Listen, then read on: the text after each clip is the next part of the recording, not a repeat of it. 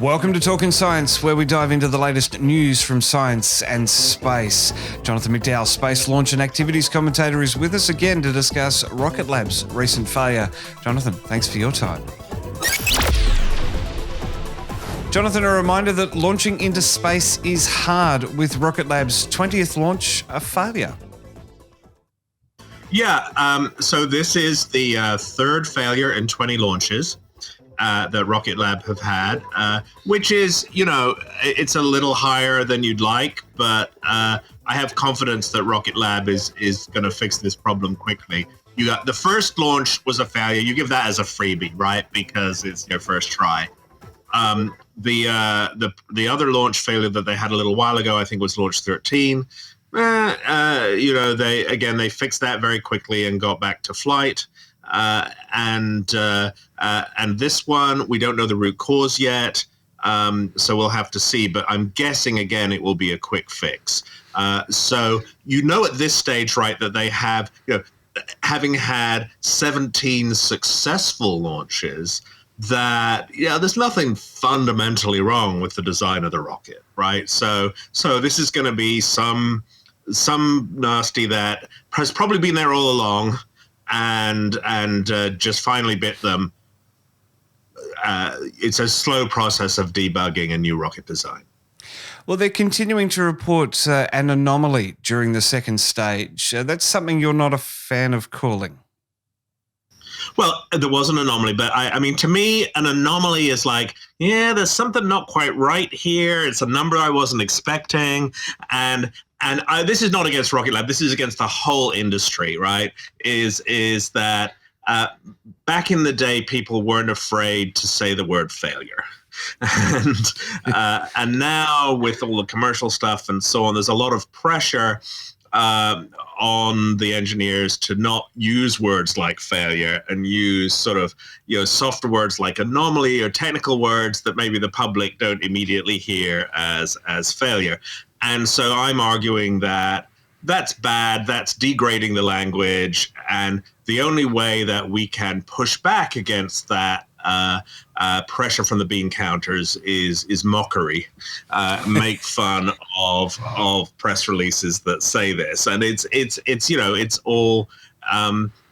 It's not that there wasn't an anomaly. Maybe there were several anomalies, but crashing into the ocean is not an anomaly. It's a failure. And so just say it. We lost the mission. It's a failure. And this goes throughout the industry, that there's a lot of euphemism used when there are problems. And you look much better if you're straightforward about it and go, okay, that was bad. We'll fix it. We'll move forward. We'll make sure that particular one doesn't bite us again. Well, they released a press release on Tuesday saying that the investigation was ongoing, but data is still being analysed. Why do you think transparency is key during this investigation, and indeed even investigations nowadays? Well, a lot of people are interested, right? And you want to. Why is transparency important? It gives you confidence that they're not trying to sweep things under the rug, that they recognize the severity of it, and that they're going to address it. I want to make the analogy with a much worse handled problem, which was an anomaly. And that's the problems that the Ariane 5 has been having in recent launches. During several recent Ariane 5 launches during fairing separation, there was a lot of a vibration environment during the fairing separation process. And it could easily have trashed the satellites, but it didn't. They got away with it. And so they didn't say anything about it. And it was only when people started wondering, why haven't you launched any Ariane 5s in the past few months? And it sort of came out that they were doing this big investigation to not have that happen again. And so that makes you wonder, what else aren't they telling you? It doesn't give you confidence that they have things under control. So I think, the Rocket Lab statement today narrows it down to the second stage engine shut down because a computer saw something was not right.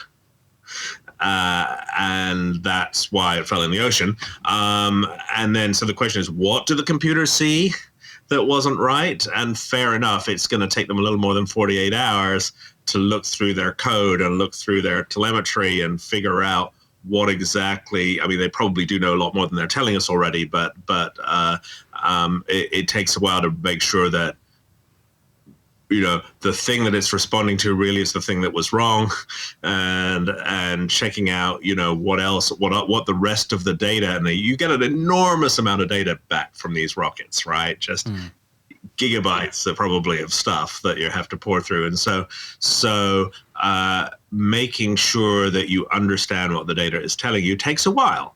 And so pretty soon you know kind of where the problem is, but you want to make sure it's not like something else is the root cause that caused that. And so I commend them for giving us what they feel comfortable saying so far, that it was a second stage commanded shutdown, that it was a fault detected by the onboard computer, and hopefully it won't be too long, a couple of weeks at most, before we get a little more information about exactly what that fault is.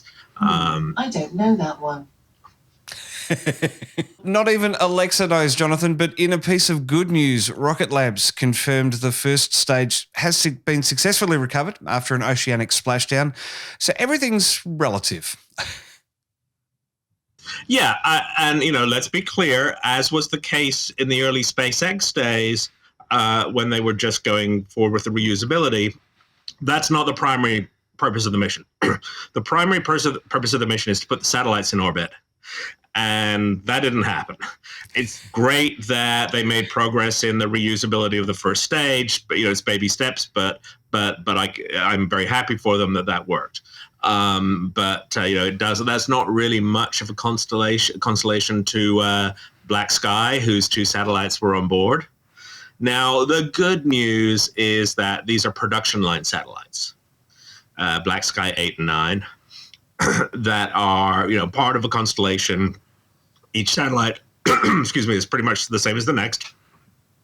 And so it's not like you're losing a one-off satellite that's been 15 years in the making.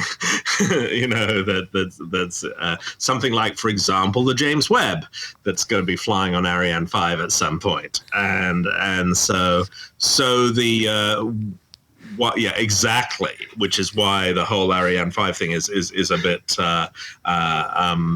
nervous making. And so, you know, with 2 Black Sky satellites, they'll just roll another couple of the production line. Having said that, even for a production line satellite, the amount of human, you know, they're robots, right? Who cares that a couple robots get blew up? Their insurance, but you know.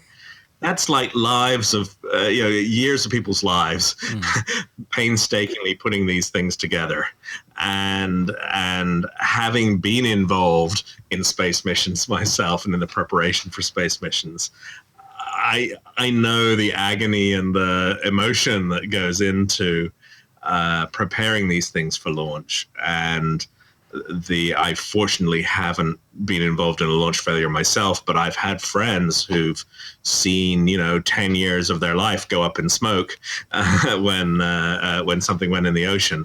And so it's always heart-wrenching when one of your robotic babies ends up in the drink. It absolutely. I can just imagine, you know, what that sinking feeling. Pardon the pun, but that's, you know, what it'd be to watch all that effort go down in flames and into the ocean. Well, we're going to have to wait for that final report to come in, Jonathan. Thanks for beaming in and giving us an update on Rocketlabs. You're welcome. Keep up to date with Twitter. Catch new podcasts daily on YouTube. Plus, we're beaming to your favorite podcast app 5 days a week. Just search for Trekzone and subscribe.